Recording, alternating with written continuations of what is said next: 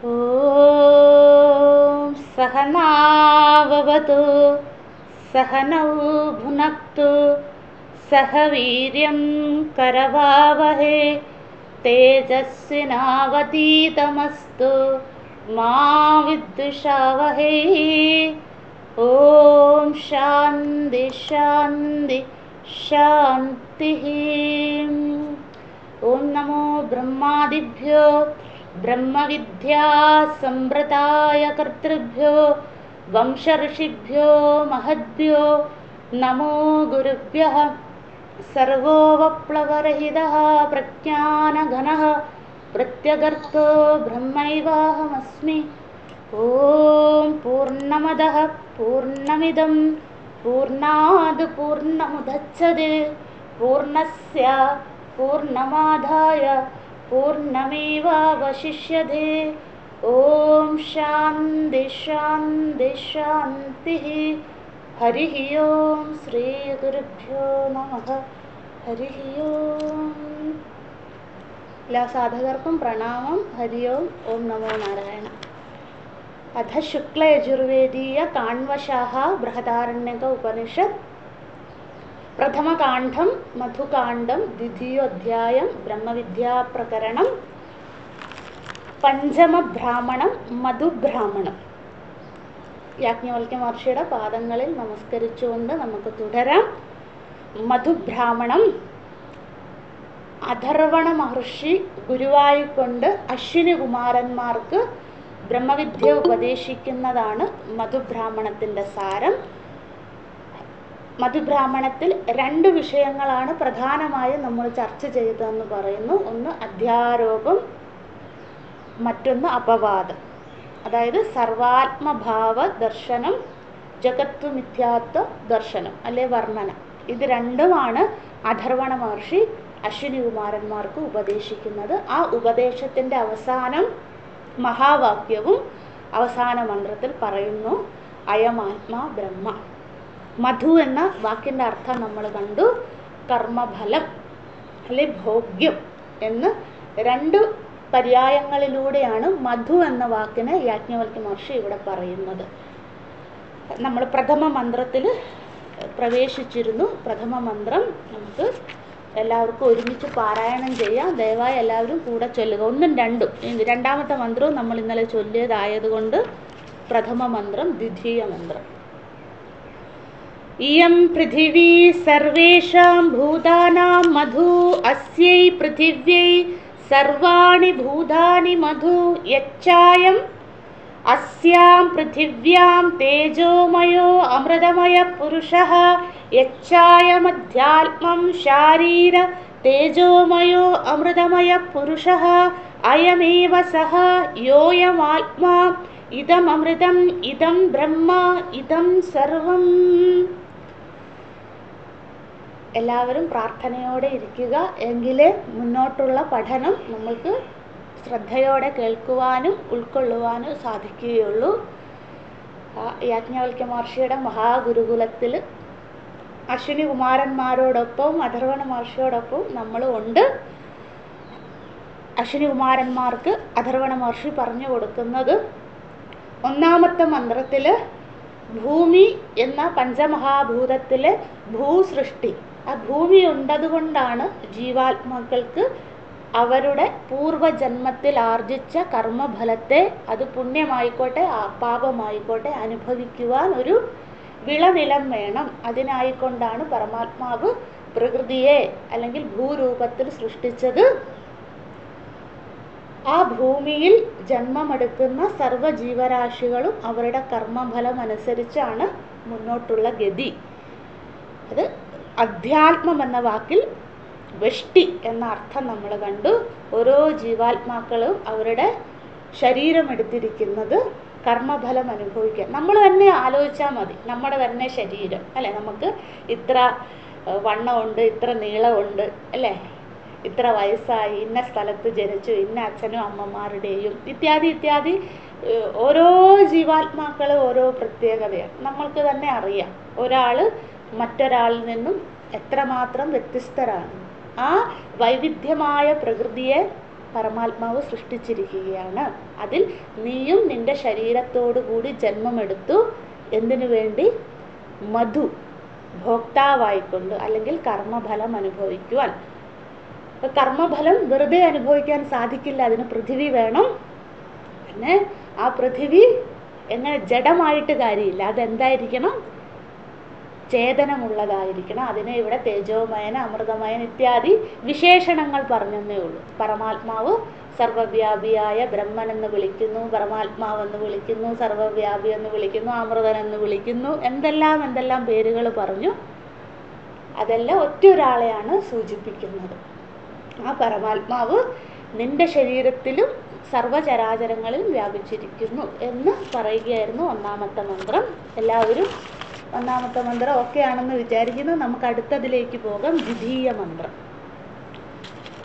ഇമാ ആപഹ സർവേഷാം ഭൂതാനാം മധു ആസാം ആപം സർവാണി ഭൂതാനി മധു യച്ചായം അസ്വാപ്സുഹു തേജോമയോ അമൃതമയ പുരുഷഃ യച്ചായം അധ്യാത്മം രൈതസ തേജോമയോ അമൃതമയ പുരുഷഃ അയമേവ സഹ യോയമാത്മാ ഇതമമൃതം ഇതം ബ്രഹ്മ ഇതം സർവം. ടേബിൾ വരച്ചിട്ടുണ്ടെന്ന് വിചാരിക്കുന്നു. അത് മാത്രം നോക്കിയാൽ മതി, എളുപ്പമാണ്. നമ്മൾ കണ്ട ആ പൃഥിവിക്ക് പകരം ജലം, പഞ്ചമഹാഭൂതത്തിൽ മറ്റൊരു മഹാഭൂതത്തിന് അഥർവണ മഹർഷി അശ്വിനികുമാരന്മാർക്ക് പറഞ്ഞു കൊടുക്കുന്നു. പൃഥിവി മാത്രം ഉണ്ടായിട്ട് കാര്യമില്ല, അല്ലേ? നമ്മൾ ഭൂമിയിൽ ജനിച്ചു, ജലമില്ലെങ്കിലോ നമുക്ക് നിലനിൽപ്പുണ്ടോ, അസ്തിത്വമുണ്ടോ? വായു എത്രമാത്രം പ്രാധാന്യമാണോ അത്രമാത്രം പ്രാധാന്യമാണ് ജലതത്വവും. അല്ലേ തന്നെ നമുക്കറിയാം നമ്മുടെ ശരീരത്തിൽ ഏറ്റവും അധികം ജലമാണെന്ന്, ജലതത്വമാണെന്ന് നമുക്ക് തന്നെ അറിയാം, അല്ലെ? ഡീഹൈഡ്രേഷനൊക്കെ ഉണ്ടാകുമ്പോൾ നമ്മൾ കൊളാപ്സായി പോകുന്നതൊക്കെ നമുക്ക് കാണുന്നതാണ്. അല്ലേ തന്നെ നമുക്കറിയാം ശരീരത്തിൽ, അല്ലേ? ആ ജലത്തിൻ്റെ പ്രാധാന്യം എത്രമാത്രമാണ്. അപ്പം അടുത്ത സൃഷ്ടിയായ ജലസൃഷ്ടിയെക്കുറിച്ച് പറയുന്നു. അത് തേജോമയനും അമൃതമയനും പരമാത്മാവ് സൃഷ്ടിച്ചതാണ്. അതേ കാര്യം തന്നെ റിപ്പീറ്റ് ചെയ്യാണ്. ആ മഹാഭൂതം മാത്രം മാറുന്നേ ഉള്ളൂ, അല്ലാണ്ട് ബ്രഹ്മലക്ഷണങ്ങളൊന്നും ഇവിടെ മാറുന്നില്ല. എന്തിനു വേണ്ടി? നമുക്ക് ഒരു ലക്ഷണമെങ്കിലും മനസ്സിൽ ഉൾക്കൊണ്ടുകൊണ്ട് മനനം ചെയ്യുവാനായിട്ട്. അല്ല പലത് പറയുമ്പോൾ എന്താ, ആ മുമ്പത്തെ മന്ത്രത്തിൽ അതല്ല പറഞ്ഞത്, ഇപ്പറേ വേറെയാണ് പറയുന്നത്. അപ്പം നമ്മൾ കൺഫ്യൂസ്ഡ് ആകും, അല്ലേ? നമുക്ക് മനനം ചെയ്യുവാൻ എളുപ്പമല്ലാതാകും. അതുകൊണ്ട് മനനത്തിന് വേണ്ടി പറയുകയാണ്, ഒരേ ലക്ഷണങ്ങൾ ആവർത്തിക്കുകയാണ്. അപ്പം എപ്പോഴും ആ ഉപദേശം നമ്മുടെ മനസ്സിലുണ്ടാകണം. എന്തിനാണ് ആവർത്തിക്കുന്നത്? നമ്മൾ പഠിച്ചിട്ടുണ്ട് സൂത്രം, ആവർത്തിഹി അസകൃത് ഉപദേശാത്. ഗുരുവിന് ശിഷ്യൻ്റെ തലത്തിലേക്ക് ഇറങ്ങി വന്ന് ആവർത്തിക്കുന്നത് ശിഷ്യൻ അത് മനനം ചെയ്യുവാനും മനനം ചെയ്തവയെ ഉറപ്പിക്കുവാൻ വേണ്ടിയാണ് ആവർത്തിച്ചിട്ടുള്ള ഉപദേശം, അല്ലേ? നമ്മൾ നേതി വിചാരത്തിലൊക്കെ കണ്ടതാണ്. അത് തന്നെ ഇവിടെയും ആവർത്തിക്കുകയാണ്. എന്താണ് ഇവിടെ? ജലതത്വത്തെ പറയുന്നു, സമഷ്ടി. ആ ജലതത്വം തന്നെയാണ് അധ്യാത്മം രൈതസ എന്ന് വെച്ചാൽ എന്താണ്? അധ്യാത്മം എന്ന വാക്കിൻ്റെ അർത്ഥമാണ് എന്താണ്? വെഷ്ടി. നമ്മുടെ ഓരോ ജീവാത്മാക്കളുടെയും റൈതസിൽ, അല്ലേ? റൈതസ് എന്ന് വെച്ചാൽ വിയർപ്പെന്നെടുക്കാം, ശുക്ലമെന്നെടുക്കാം, നമ്മുടെ ശരീരത്തിലുള്ള ജലതത്വമെന്നും സാമാന്യമായി എടുക്കാം. എന്തൊക്കെ ജലതത്വമാണോ നമ്മുടെ ശരീരത്തിലുള്ളത്, അത് വിയർപ്പ് രൂപത്തിലുണ്ടാകും, മറ്റു പല രൂപങ്ങളിലുമുണ്ട് അതൊക്കെ. അപ്പോൾ നമ്മുടെ ശരീരത്ത് ഞാൻ വിചാരിക്കുമോ ഞാൻ വെള്ളം കുടിക്കുന്നത് കൊണ്ട് എൻ്റെ ശരീരത്ത് വെള്ളമുള്ളത്? ഒന്നുമല്ല, പരമാത്മ സൃഷ്ടിയാണ് ജലം, അല്ലേ? ആ ജലരൂപത്തിൽ വ്യാപിച്ചിരിക്കുന്നത് പരമാത്മാവാണ്. ആ പരമാത്മാവിനെയാണ് ഇവിടെ അമൃതനെന്നും തേജോമയനും ഇത്യാദി വിശേഷണങ്ങൾ പറയുന്നത്. ആ പരമാത്മാവിനെയാണ് ഞാൻ കുടിക്കുന്നത്. നാലേശക്ക് അപ്പം ആ ഭാവമുണ്ടായാൽ അത് ഉപാസനയായി, അല്ലേ? ആ പരമാത്മാവിനെ കുടിക്കുന്നത് കൊണ്ടാണ് എൻ്റെ ശരീരം നിലനിൽക്കുന്നത്, അല്ലേ? എനിക്ക് അസ്തിത്വമുള്ളത്. എവിടെ നിന്നുണ്ടായി? ആ ജലതത്വം പഞ്ചമഹാഭൂത സൃഷ്ടിയിൽ നിന്നുണ്ട്. പഞ്ചമഹാഭൂത ആരുടെ സൃഷ്ടി? ഈശ്വര സൃഷ്ടി. അത്രേ കാര്യമേ ഇവിടെ പറയുന്നുള്ളൂ. പിന്നെ ആവർത്തിക്കുകയാണ് അല്ലേ? ആ നിന്റെ ശരീരത്തിൽ കുടികൊള്ളുന്ന ജലതത്വം അത് തന്നെയാണ് തേജോമയനും അമൃതമയനുമായ പുരുഷൻ. അത് തന്നെയാണ് അമൃതം. ഇതം ബ്രഹ്മ ഇതം സർവം. എളുപ്പമല്ലേ അല്ലേ? ഒന്നാമത്തെ മന്ത്രം നമ്മൾ എഴുതിയല്ലോ. അത് തന്നെ മാറ്റി പൃഥിവി മാറ്റി ജലം എന്നാക്കിയാൽ മതി. ശാരീരം മാറ്റി റൈതസ് എന്നാക്കിയാൽ മതി. അത്രയേ ഉള്ളൂ വ്യത്യാസം. വേറെ ഒരു മാറ്റവും വരുന്നില്ല അല്ലേ? എത്ര എളുപ്പമായ സാധനയാണ് അശ്വിനികുമാരന്മാർക്ക് പറയുന്നത് അല്ലേ? എല്ലാവരും ഓക്കെ ആണെന്ന് വിചാരിക്കുന്നു. നമുക്ക് അടുത്തതിലേക്ക് പോകാം. അടുത്തത് എന്താണ്? നിങ്ങൾ ആ ടേബിൾ നോക്കുക. മൂന്നാമത്തെ മന്ത്രത്തിൽ അഗ്നിതത്വം. ഇങ്ങനെ ഇനി ഓരോ ദേവതകൾ വന്നുകൊണ്ടേയിരിക്കുകയാണ്. നമ്മൾ കണ്ണിൽ കുടികൊള്ളുന്നതൊക്കെ പഠിച്ചില്ലേ കഴിഞ്ഞ മൂർത്താമൂർത്ത ബ്രാഹ്മണത്തിലും ശിശുബ്രാഹ്മണത്തിലൊക്കെ? അതുപോലെ തന്നെ അടുത്ത ദേവതകളെ പറയുകയാണ്, സമഷ്ടിയായിക്കൊണ്ട് പറയും. ഇത്രയേ ഉള്ളൂ. ഈ 15 മന്ത്രങ്ങളുടെ സാരം ഒന്ന് മാത്രമേ ഉള്ളൂ. പരമാത്മാ സൃഷ്ടിയാണ് ഈ പ്രകൃതി മുഴുവൻ. അത് പഞ്ചമഹാഭൂതത്തിൽ സൃഷ്ടിച്ചു. ആ പഞ്ചമഹാഭൂതം പ്രകൃതി മുഴുവൻ വ്യാപിച്ചിരിക്കുന്നു. ആ പഞ്ചമഹാഭൂതത്തിൻ്റെ ഒരു വെഷ്ടി രൂപമാണ്, അല്ലെ ഒരു ചെറിയ രൂപമാണ് ഓരോ ജീവരാശികളും. അവരിലും അഗ്നിയുണ്ട്, ജലമുണ്ട്, ഭൂമിയുണ്ട്, വായുവുണ്ട്, എല്ലാം നമ്മളിലും ഉണ്ട്. നമ്മളിൽ കുടികൊള്ളുന്ന അതേ പരമാത്മതത്വം തന്നെയാണ് സർവറ്റിലും വ്യാപിച്ചിരിക്കുന്നത്. ആ കാര്യം മാത്രമേ പലതായി അഥർവണ മഹർഷി അശ്വിനികുമാരന്മാർക്ക് പറയുന്നുള്ളൂ. നമുക്ക് അടുത്തതിലേക്ക് പോകാം. മൂന്നാമത്തെ മന്ത്രം. അയം അഗ്നിഹി സർവേഷാം ഭൂതാനാം മധു അസ്യ അഗ്നേ സർവാണി ഭൂതാനി മധു യച്ചായം അസ്മിൻ അഗ്നൗ തേജോമയോ അമൃതമയ പുരുഷഃ യച്ചായം അധ്യാത്മം വാഗ്മയഃ. അത് മാത്രമേ മാറ്റമുള്ളൂ. തേജോമയോ അമൃതമയ പുരുഷഃ അയമേവ സഹ യോയമാത്മാ ഇതമൃതം ഇതം ബ്രഹ്മ ഇതം സർവം. നമുക്ക് ഒരുമിച്ച് പാരായണം ചെയ്യാം. അയമഗ്നിഹി സർവേഷാം ഭൂതാനാം മധു അസ്യ അഗ്നേ സർവാണി ഭൂതാനി മധു യച്ചായം അസ്മിൻ അഗ്നൗ തേജോമയോ അമൃതമയ പുരുഷഃ യച്ചായമധ്യാത്മം വാഗ്മയഃ തേജോമയോ അമൃതമയ പുരുഷഃ അയമേവ സഹ യോയമാത്മാ ഇദം അമൃതം ഇദം ബ്രഹ്മ ഇദം സർവം. ഒന്നുകൂടെ ചൊല്ലാം. അയമഗ്നിഹി സർവേഷാം ഭൂതാനാം മധു അസ്യ അഗ്നേ സർവാണി ഭൂതാനി മധു യച്ചായമസ്മിൻ അഗ്നൗ തേജോമയോ അമൃതമയ പുരുഷഃ യച്ചായമധ്യാത്മം വാഗ്മയഃ തേജോമയോ അമൃതമയ പുരുഷഃ അയമേവ സഹ യോയമാത്മാ ഇദമൃതം ഇദം ബ്രഹ്മ ഇദം സർവം. ഒറ്റ കാര്യം മാറുന്നുള്ളൂ, അഗ്നി അല്ല. അപ്പം ഭൂമിയായി ജലമായി അടുത്ത അഗ്നിതത്വം. അഗ്നി സർവേഷാം ഭൂതാനാം മധു എന്ന് വെച്ചാൽ എന്താണ്? ഇനി നിങ്ങൾ തന്നെ കമൻട്രി എഴുതണം. നമ്മൾ ആദ്യം എഴുതിയത് പൃഥിവി എന്നുള്ള സ്ഥാനം മാറ്റി അഗ്നി ആക്കിയാൽ മാത്രമേ ഉള്ളൂ അല്ലേ? ഇപ്പം നമ്മൾ വിചാരിക്കരുത് അയ്യോ ഇതെന്താ ഇത്ര സിമ്പിളായിട്ട് അഥർവണ മഹർഷി അശ്വിനികുമാരന്മാർക്ക് പറയുന്നത് അല്ലേ? നമ്മുടെ തലത്തിലേക്ക് ഇറങ്ങി വന്ന് നമ്മൾക്ക് മനനത്തിന് എളുപ്പമായ രീതിയിൽ ഉപദേശിക്കുകയാണ്. എന്താണ് ഇവിടെ എന്തായിരിക്കും പറയുക? പരമാത്മാവ് പഞ്ചമഹാഭൂത സൃഷ്ടിയിൽ അഗ്നിയെ സൃഷ്ടിച്ചു അല്ലേ? അത് ഒരു മഹാഭൂതമാണ്. ആ സൃഷ്ടി നടത്തിയതും തേജോമയനും അമൃതമയനുമായ പുരുഷൻ തന്നെയാണ്. ആ അഗ്നിതത്വം കൊണ്ടാണ് നമ്മുടെ ശരീരവും സൃഷ്ടിച്ചത്. കാരണം നമ്മളും പഞ്ചമഹാഭൂത സൃഷ്ടിയാണ്. അപ്പം നമ്മുടെ ശരീരത്തിലും ആ അഗ്നിതത്വമുണ്ട് അല്ലേ? നമുക്ക് തന്നെ അറിയാം. നമ്മുടെ ശരീരം ചൂടല്ലേ അല്ലേ? അന്തരീക്ഷ ഊഷ്മാവിലല്ലേ നമ്മുടെ ശരീരവും നിലനിൽക്കുന്നത്. അതങ്ങോട്ട് മാറിയാൽ നമ്മൾ ജഡമായി മാറുന്നത് നമുക്കറിയാം അല്ലേ? അല്ലെ? അതിനെ സഹിക്കാൻ പറ്റാത്തതാകുന്നത് അഗ്നിതത്വം കുറയുമ്പോഴുണ്ടാകുന്ന, കൂടിയാലും പ്രശ്നം അല്ലേ, കുറഞ്ഞാലും പ്രശ്നം. അഗ്നിതത്വം നമ്മുടെ ശരീരത്തിൽ. അപ്പോൾ അതിനെ നിലനിർത്തുന്നത് ആരാണ്? തേജോമയനും അമൃതമയനുമായ പുരുഷനാണ്.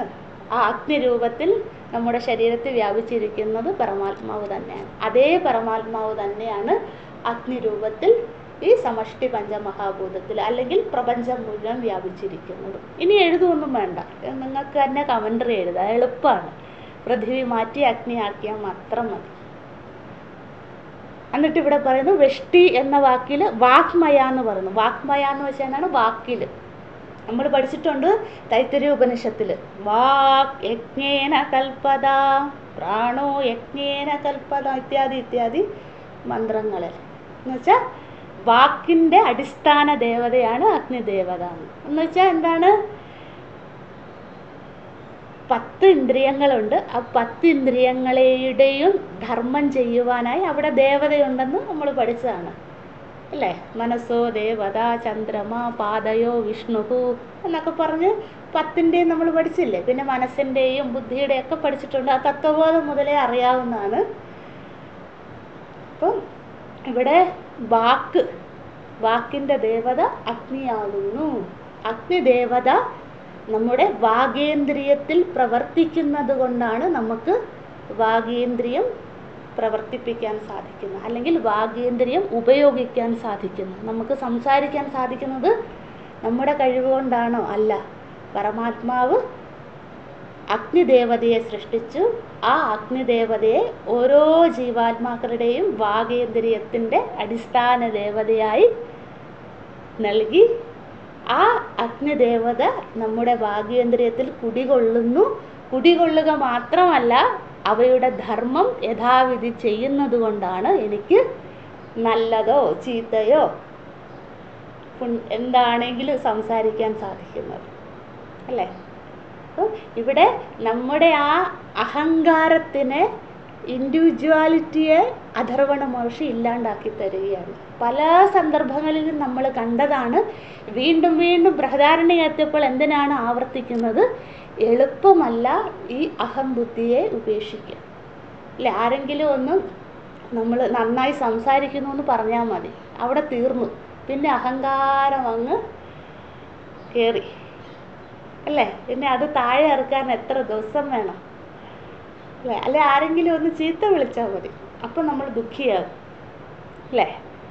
ഇതെല്ലാം വാക്കിൻ്റെ പ്രവർത്തനമാണ്. നല്ലത് കേട്ടാലും അഹങ്കാരം കൂടും, ചീത്ത കേട്ടാലും അതെ, ദുഃഖം കൂടും.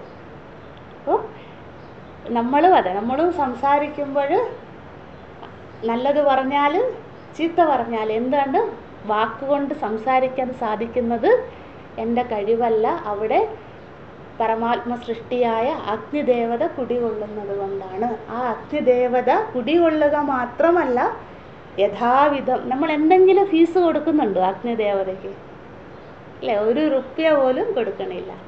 എന്നിട്ടും അഗ്നിദേവത യഥാവിധം അവയുടെ ധർമ്മം ചെയ്യുന്നത് കൊണ്ടാണ് എനിക്ക് വാഗേന്ദ്രിയം പ്രവർത്തിക്കുന്നത്, സംസാരിക്കാൻ സാധിക്കുന്നു. അത്രമാത്രം. ഒരു വാഗേന്ദ്രിയം എന്നൊക്കെ വളരെ കട്ടിയായ വാക്കാണ്, ഉപേക്ഷിച്ചേര് എനിക്ക് സംസാരിക്കാൻ സാധിക്കും അല്ലേ? അതില്ലാണ്ടാവുമ്പോഴാണ് അതിൻ്റെ ആ കഠിനത, അതിൻ്റെ ദുഃഖം മനസ്സിലാകുന്നത്. അപ്പോൾ അത് പരമാത്മ സൃഷ്ടിയാണ്. പരമാത്മാവ് അഗ്നിദേവൻ്റെ രൂപത്തിൽ എൻ്റെ കണ്ഠത്തിൽ പ്രവർത്തിക്കുന്നത് കൊണ്ടാണ് എന്ന് ചിന്തിച്ചാൽ അത് സാധനയായി.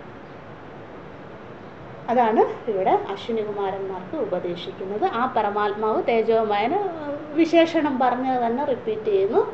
അമൃതമയൻ പുരുഷൻ, അതിനെ ബ്രഹ്മൻ എന്ന് വിളിക്കുന്നു, പരമാത്മാവെന്ന് വിളിക്കുന്നു, സർവ്വവ്യാപി എന്ന് വിളിക്കുന്നു. ഇത്രയേ ഉള്ളൂ അല്ല. ഇനി നമുക്ക് അടുത്തതിലേക്ക് പോകാം. അടുത്തത് വായു. അടുത്ത മഹാഭൂതം വായു അല്ലേ? എളുപ്പമല്ലേ? പ്രയാസമുണ്ട് അറിയിക്കണം കേട്ടോ. 4ാമത്തെ മന്ത്രം. അയം വായുഹു സർവേഷാം ഭൂതാനാം മധു അസ്യ വായോഹ സർവാണി ഭൂതാനി മധു യച്ഛായം അസ്മിൻ വായൗ തേജോമയോ അമൃതമയ പുരുഷഃ യച്ഛായം അധ്യാത്മം പ്രാണഃ തേജോമയോ അമൃതമയ പുരുഷഃ അയമേവ സഹ യോയമാത്മാ ഏതത് അമൃതം ഇദം ബ്രഹ്മ ഇദം സർവം. ഇവിടുത്തെ വായു എന്ന മഹാഭൂതത്തെ പറയുകയാണ്. നമുക്ക് ഒരുമിച്ച് പാരായണം ചെയ്യാം. അയം വായുഃ സർവേഷാം ഭൂതാനാം മധു അസ്യ വായോഃ സർവാണി ഭൂതാനി മധും യച്ഛായം അസ്മിൻ വായൗ തേജോമയോ അമൃതമയ പുരുഷഃ യച്ഛായം അധ്യാത്മം പ്രാണഃ തേജോമയോ അമൃതമയ പുരുഷഃ അയമേവ സഹ യോയമാത്മാ ഏതത് അമൃതം ഇദം ബ്രഹ്മ ഇദം സർവം. ഒന്നുകൂടെ ചൊല്ലാം. അയം വായുഃ സർവേഷാം ഭൂതാനാം മധു അസ്യ വായോഃ സർവാണി ഭൂതാനി മധു യച്ഛായമസ്മിൻ വായൗ തേജോമയോ അമൃതമയ പുരുഷഃ യച്ഛായമധ്യാത്മം പ്രാണഃ തേജോമയോ അമൃതമയ പുരുഷഃ അയമേവ സഹ യോയമാത്മാ ഏതത് അമൃതം ഏതത് ബ്രഹ്മ ഇദം സർവം. യോയമാത്മാ ഇദം അമൃതം ഇദം ബ്രഹ്മ ഇദം സർവം. വീണ്ടും വായു തത്വത്തെ കുറിച്ച് പറയുന്നു അല്ലേ. പരമാത്മാവ് പഞ്ചമഹാഭൂത സൃഷ്ടിയിൽ വായുവിനെ സൃഷ്ടിച്ചു അല്ലേ.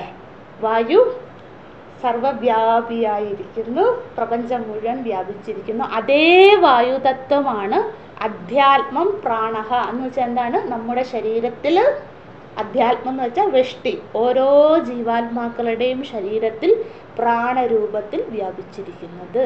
നമ്മുടെ ശരീരത്തിലെത്തുമ്പോൾ അതിനെ പ്രാണൻ എന്ന് വിളിക്കുന്നു. പ്രപഞ്ചം മുഴുവൻ വ്യാപിച്ചിരിക്കുമ്പോൾ അതിനെ വായു എന്ന് വിളിക്കുന്നു. ഒന്നുകൂടെ പറയാം, ശ്രദ്ധിക്കണേ. നമ്മുടെ ശരീരത്തിലെത്തുമ്പോൾ അതിനെ പ്രാണൻ എന്ന് നമ്മൾ വിളിക്കുന്നു. പ്രപഞ്ചം മുഴുവൻ വ്യാപിച്ചിരിക്കുമ്പോൾ അതിനെ വായു എന്ന് വിളിക്കുന്നു. ആ വായുവിനെ സൃഷ്ടിച്ചതും പരമാത്മാവ് തന്നെ, തേജോമയനും അമൃതമയനുമായ പരമാത്മാവ്. ആ പരമാത്മ സൃഷ്ടിയായ വായു തന്നെയാണ് നമ്മുടെ ഓരോ ജീവാത്മാക്കളുടെയും ശരീരത്തിൽ പ്രാണരൂപത്തിൽ കുടികൊള്ളുന്നത്. ആ പ്രാണനാണ് നമ്മുടെ ശരീരം മുഴുവൻ വ്യാപിച്ചുകൊണ്ട് നമുക്ക് കർമ്മങ്ങൾ ചെയ്യാൻ സാധിക്കുന്നത്. നമ്മളുടെ നിലനിൽപ്പിന് ആധാരവും ആ പ്രാണൻ തന്നെയാണ്, അല്ലെങ്കിൽ ആ വായു തത്വം തന്നെയാണ്. ആ വായു തന്നെയാണ് സർവറ്റിലും വ്യാപിച്ചിരിക്കുന്നത്. ആ വായുവിൽ കുടികൊള്ളുന്നതും പരമാത്മാവ് തന്നെയാണ്, അല്ലെങ്കിൽ പരമാത്മാവ് തന്നെയാണ് വായു രൂപത്തിൽ വ്യാപിച്ചിരിക്കുന്നത്. അല്ലെങ്കിൽ മറ്റൊരു രീതിയിൽ പറഞ്ഞ പരമാത്മ സൃഷ്ടി തന്നെയാണ് വായുവും. ഭഗവാൻ പ്രപഞ്ചത്തെ സൃഷ്ടിച്ചപ്പോൾ വായുവിനെയും സൃഷ്ടിച്ചു. ആ വായുവിന് എന്ത് ധർമ്മം കൊടുത്തു? സർവവ്യാപി എന്ന ധർമ്മം. എല്ലാറ്റിലും നീ വ്യാപിക്കൂ എന്നുള്ള ധർമ്മം ചെയ്യുവാനായി കൊടുത്തു. ആ വായു നമ്മുടെ ശരീരത്തിലേക്കും പ്രവേശിച്ചു. അതോടുകൂടി ഞാനുണ്ടായി, എനിക്ക് നിലനിൽപ്പുണ്ടായി.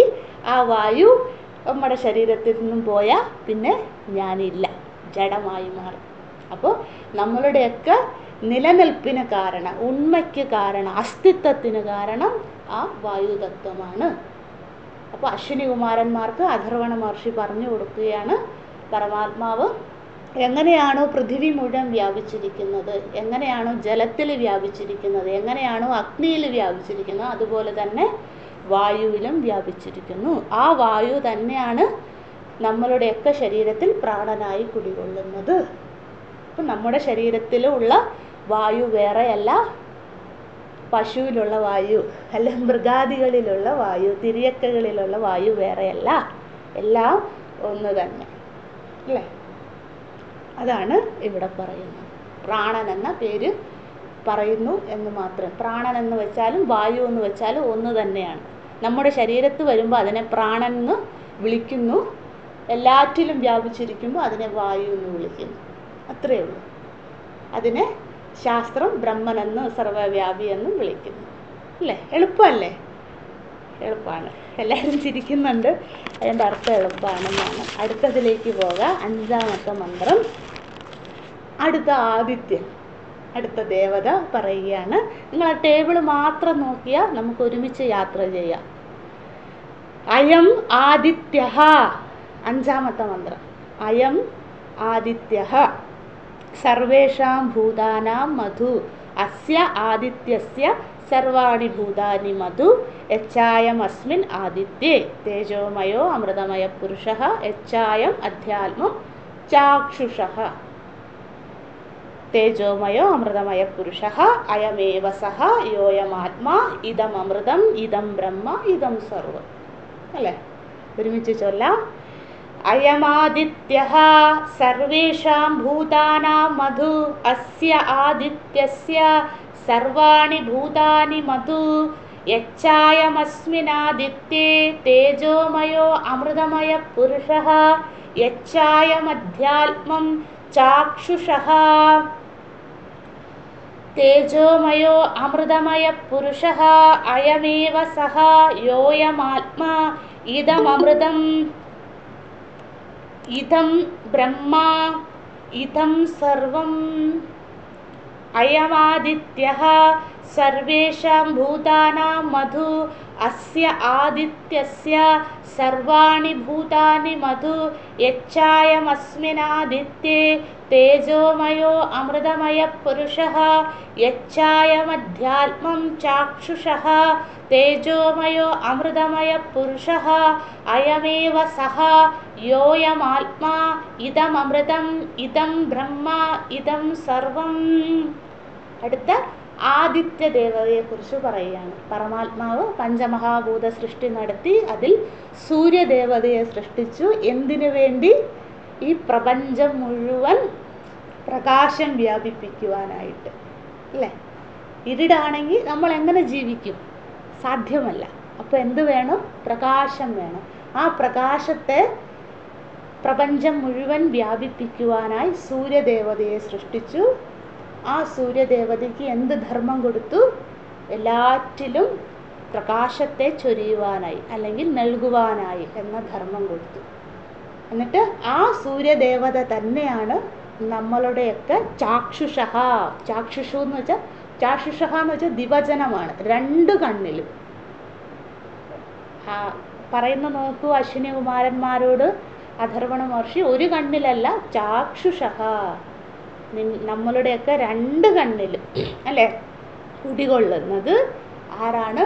ആ ആദിത്യ ദേവതയാണ്. ആ ആദിത്യ ദേവതയുടെ അനുഗ്രഹം ഉള്ളത് കൊണ്ടാണ് എൻ്റെ നേത്രേന്ദ്രിയം പ്രവർത്തിക്കുന്നത്. ആ നേത്രേന്ദ്രിയത്തിലൂടെ ഈ പ്രകൃതിയെ എനിക്ക് ആസ്വദിക്കാൻ സാധിക്കുന്നത്. അല്ലേ? നേത്രേന്ദ്രിയം ഇല്ലെങ്കിൽ നമുക്കറിയാം എന്താണ് അവസ്ഥ. അപ്പം അതിൻ്റെ പ്രാധാന്യവും നമ്മൾക്കറിയാം. ദശേന്ദ്രിയങ്ങളിലും പരമപ്രാധാന്യം നേത്രേന്ദ്രിയത്തിനാണെന്ന് നിങ്ങൾ സ്കൂളിലൊക്കെ പഠിച്ചിട്ടുണ്ടോയെന്ന് അറിയില്ല. ഒരു കുട്ടി ജനിക്കുമ്പോഴില്ലേ ആദ്യം വളരുന്ന ഇന്ദ്രിയം നേത്രേന്ദ്രിയമാണ്. അല്ലേ? നമ്മൾ സ്കൂളിൽ പഠിച്ചിട്ടുണ്ട് ഇതൊക്കെ അല്ലേ? അറിയാം, എല്ലാവർക്കും അറിയാം. എങ്കിലും ഞാൻ ഒന്നുകൂടെ പറയുന്നതേ ഉള്ളൂ. ആദ്യം വളരുന്ന ഇന്ദ്രിയം നേത്രേന്ദ്രിയമാണ്. കുട്ടി ഉണ്ടായി സംസാരിക്കാനൊക്കെ ഒരു വയസ്സ് 1.5 വയസ്സൊക്കെ ആകുമ്പോഴാണ് അല്ലേ?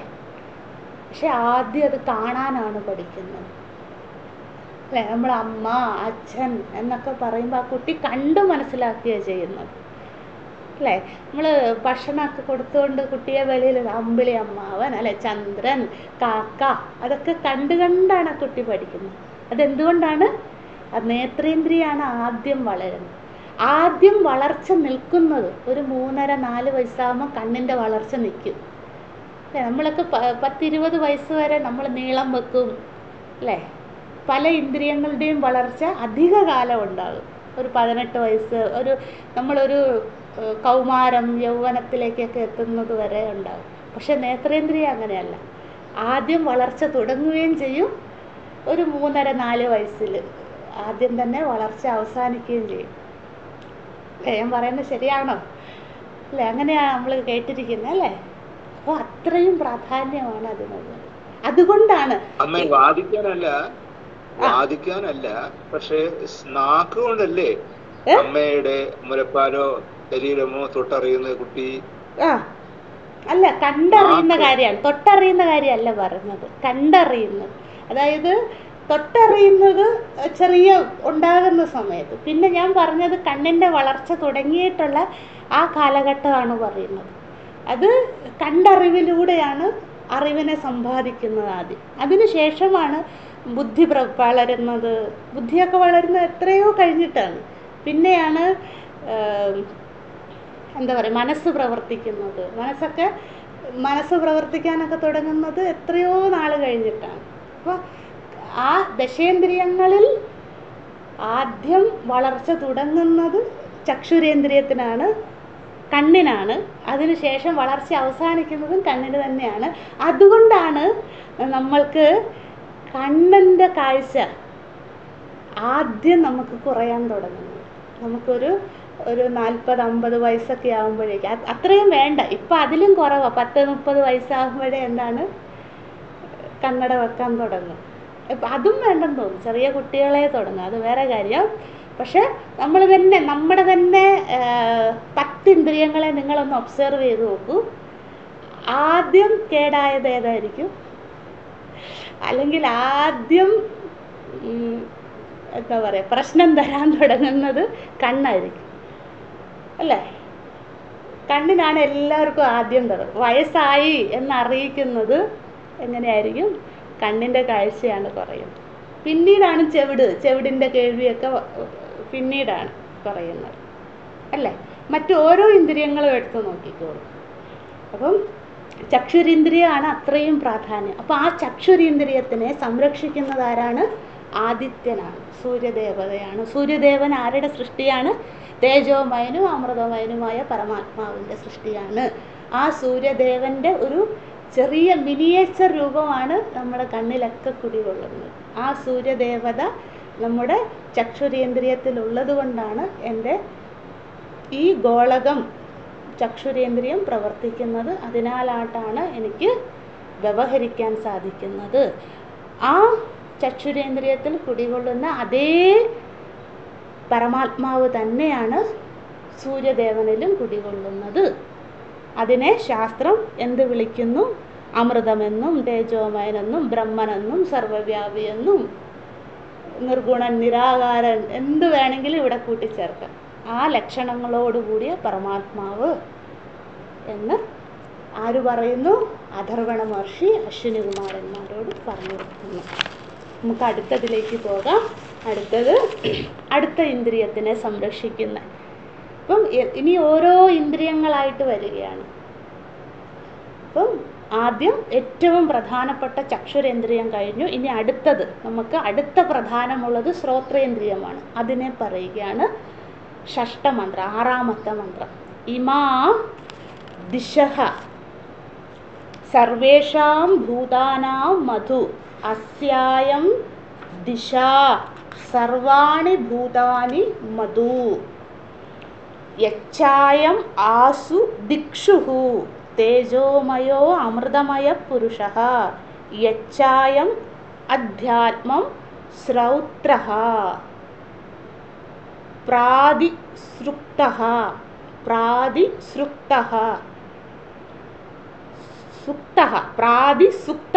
പ്രാതിസൃക്തഃ തേജോമയോ അമൃതമയ പുരുഷഃ അയമേവ സഹ യോയമാത്മാ ഇദമമൃതം ഇദം ബ്രഹ്മ ഇദം സർവം. ഒന്നുകൂടെ പറയാവേ. ഇമാ ദിശഃ സർവേഷാം ഭൂതാനാം മധു ആസാം ദിശ സർവാണി ഭൂതാനി മധു യച്ഛായം ആസു ദിക്ഷുഃ തേജോമയോ അമൃതമയ പുരുഷഃ യച്ഛായമധ്യാത്മം ശ്രൗത്രഃ പ്രാതിസുക്തഃ തേജോമയോ അമൃതമയ പുരുഷഃ അയമേവ സഹ യോയമാത്മാ ഇദമമൃതം ഇദം ബ്രഹ്മ ഇദം സർവം.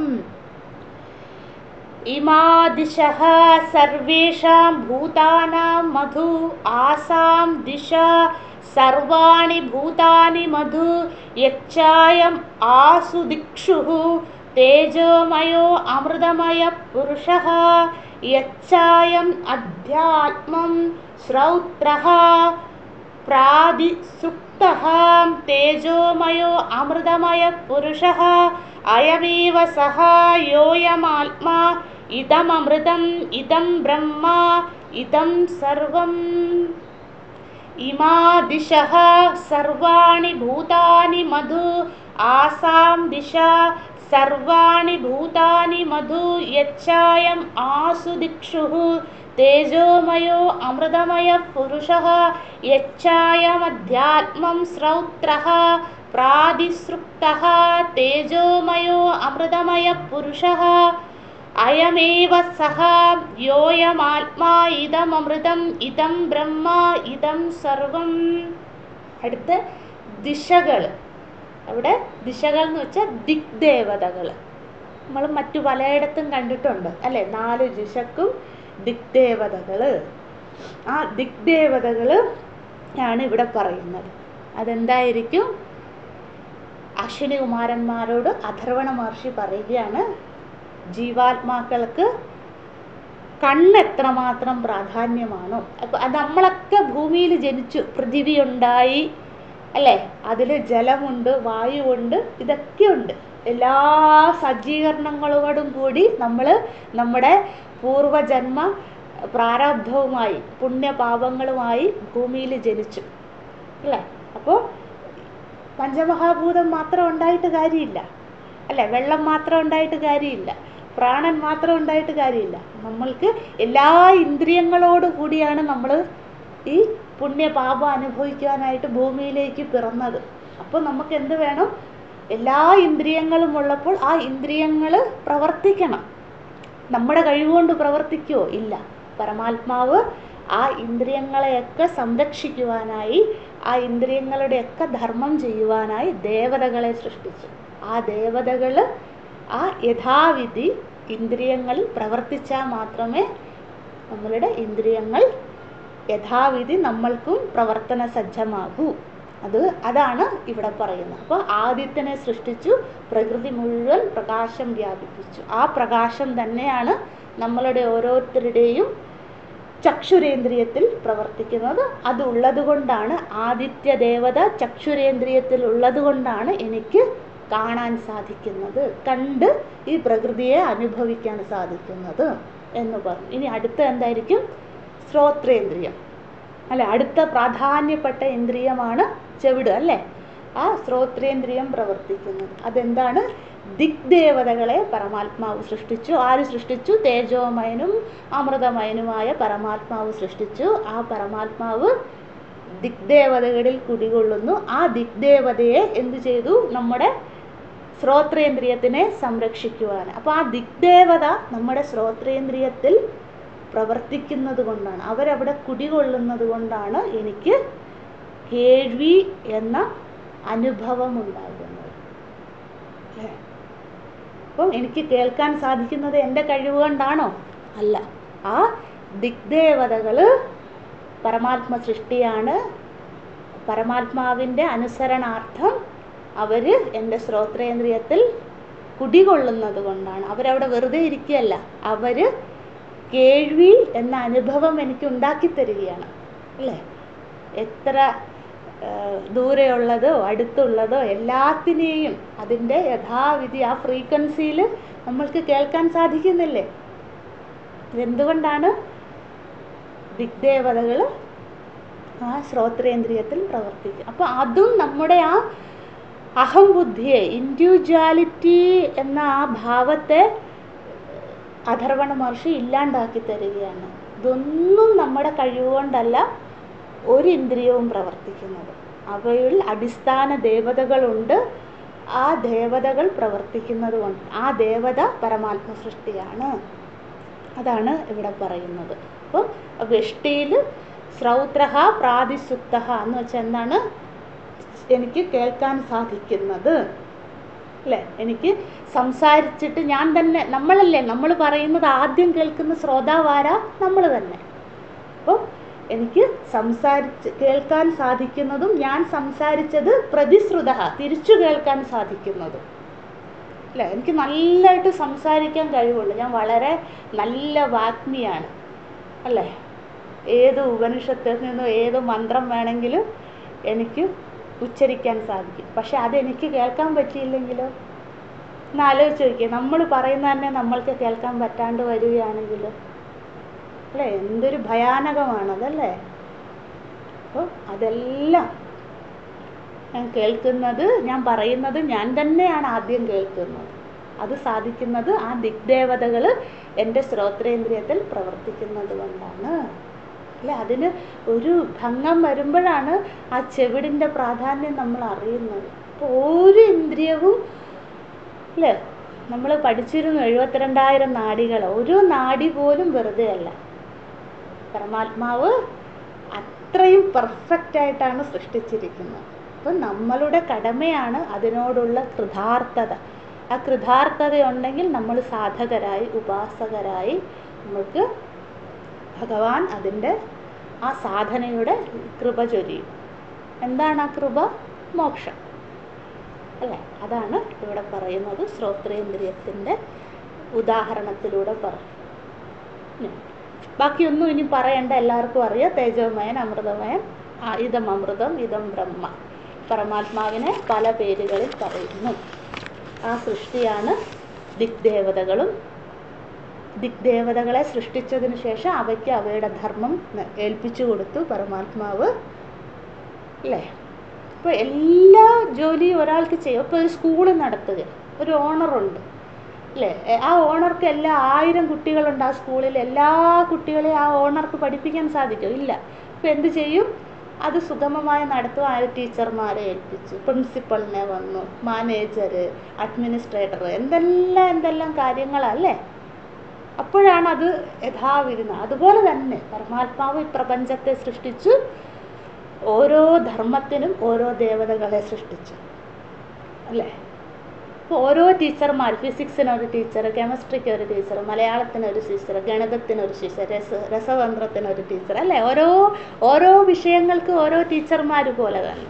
അതുപോലെ തന്നെ ഓരോ ഇന്ദ്രിയങ്ങളെ സംരക്ഷിക്കുവാനായി ഓരോ ദേവതകൾ. അവ യഥാവിധം ധർമ്മം ചെയ്യുന്നത് കൊണ്ടാണ് ഓരോ ഇന്ദ്രിയങ്ങളും അവയുടെ കടമകൾ ചെയ്യുന്നത്. ഇപ്പോൾ ശ്രോത്രേന്ദ്രിയത്തിൻ്റെ കടമ എന്താണ്? ധർമ്മം എന്താണ്? കേൾവി എന്നത്. ചക്ഷുരേന്ദ്രിയത്തിൻ്റെ കടമ എന്താണ്? കാണുക എന്നത്. ഇനി അടുത്തത് പറയുന്നു, മനസ്സിൻ്റെ ദേവതയെക്കുറിച്ച് പറയുന്നു. നമുക്ക് അതുകൂടെ നോക്കിയിട്ട് ഇന്ന് അവസാനിപ്പിക്കാം. ബാക്കി നമുക്ക് നാളെ കാണാം. സപ്തമ മന്ത്രം, 7ാമത്തെ മന്ത്രം. അയം ചന്ദ്രഃ സർവേഷാം ഭൂതാനാം മധു അസ്യ ചന്ദ്രസ്യ സർവാണി ഭൂതാനി മധു യച്ഛായം അസ്മിൻ ചന്ദ്രേ തേജോമയോ അമൃതമയ പുരുഷഃ യച്ഛായം അധ്യാത്മം മാനസഃ. മനസ്സ്, മാനസഃ തേജോമയോ അമൃതമയ പുരുഷഃ അയമേവ സഹ യോയമാത്മാ ഇദം അമൃതം ഇദം ബ്രഹ്മ ഇദം സർവം. അല്ലേ, എളുപ്പമല്ലേ? നമുക്ക് ഒരുമിച്ച് ചൊല്ലാം. അയം ചന്ദ്രഃ സർവേഷാം ഭൂതാനാം മധു അസ്യ ചന്ദ്രസ്യ സർവാണി ഭൂതാനി മധു യച്ഛായമസ്മിൻ ചന്ദ്രേ തേജോമയോ അമൃതമയ പുരുഷഃ യച്ഛായമധ്യാത്മം മാനസഃ തേജോമയോ അമൃതമയ പുരുഷഃ അയമേവ സഹ യോയമാത്മാ ഇദമമൃതം ഇദം ബ്രഹ്മ ഇദം സർവം. അയം ചന്ദ്രഃ സർവേഷാം ഭൂതാനാം മധു അസ്യ ചന്ദ്രസ്യ സർവാണി ഭൂതാനി മധു യച്ഛായമസ്മിൻ ചന്ദ്രേ തേജോമയോ അമൃതമയ പുരുഷഃ യച്ഛായമധ്യാത്മം മാനസഃ തേജോമയോ അമൃതമയ പുരുഷഃ അയമേവ സഹ യോയമാത്മാ ഇദമമൃതം ഇദം ബ്രഹ്മ ഇദം സർവം. അടുത്ത ചന്ദ്രദേവതയെ സൃഷ്ടിച്ചു പരമാത്മാവ്. തേജോമയനും അമൃതമയനുമായ പരമാത്മാവ് ചന്ദ്രദേവതയെ സൃഷ്ടിച്ചു. എന്തിനു വേണ്ടി?